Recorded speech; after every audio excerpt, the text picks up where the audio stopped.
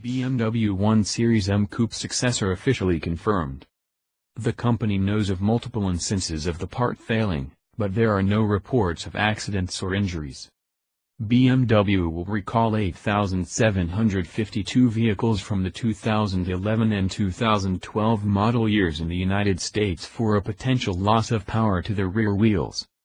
According to the chronology that BMW submitted to the National Highway Traffic Safety Administration, the company received its first complaint of this problem on August 2, 2016, when the driver of the 2012 BMW 750iX Drive reported a loss of power.